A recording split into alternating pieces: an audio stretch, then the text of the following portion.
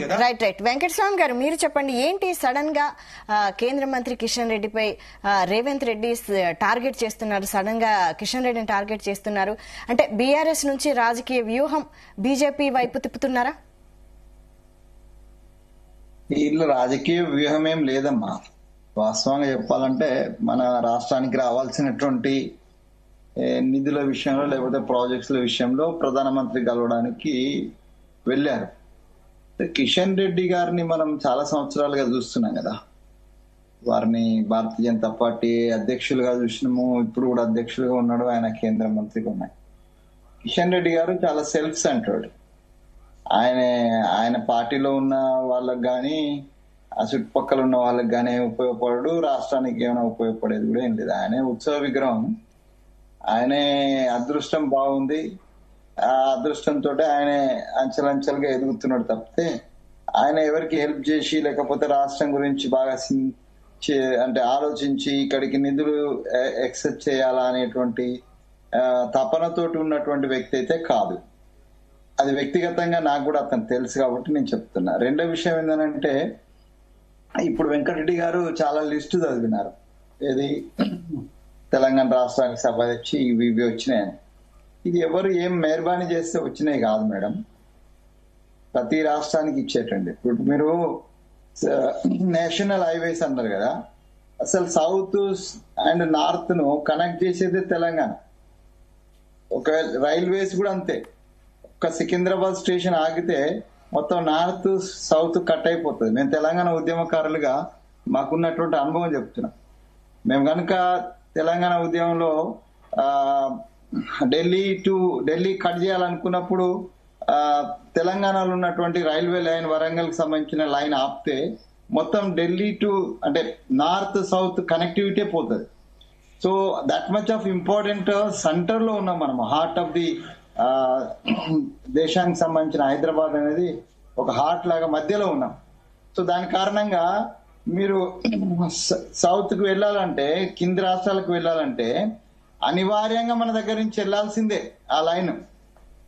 ఇది ఎక్స్ట్రా మేనబారి చేసి ఇచ్చిందేం లేదు. నేనేమంటే కొత్తగా ఏర్పడినటువంటి రాష్ట్రాలకు, గతంలో 3 రాష్ట్రాలు ఏర్పడ్డాయి భారతీయ జనతా పార్టీ నాయకత్వంలో.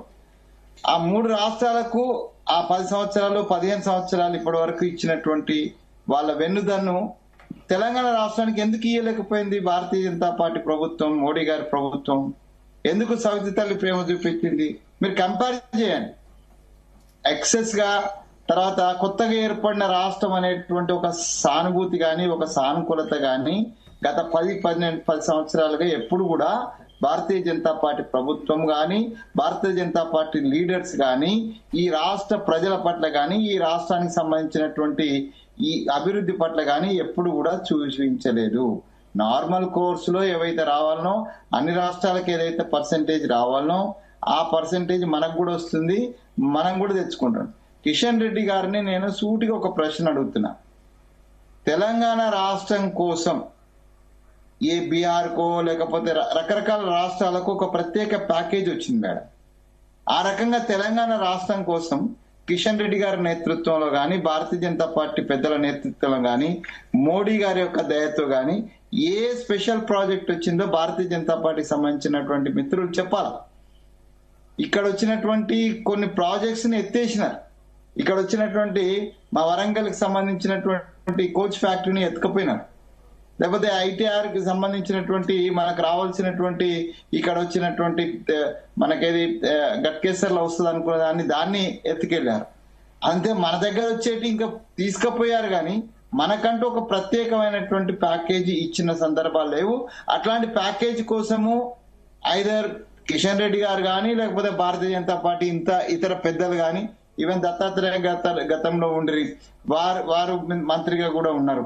సో వారు కానీ వీరు కానీ ఎవరు కానీ ప్రత్యేకమైనటువంటి తెలంగాణ కోసం సహాయం కోసం తెలంగాణను అభివృద్ధి పథంలో నడిపించడం కోసం కేంద్ర ప్రభుత్వం ప్రత్యేకంగా చేసింది ఏమీ లేదు.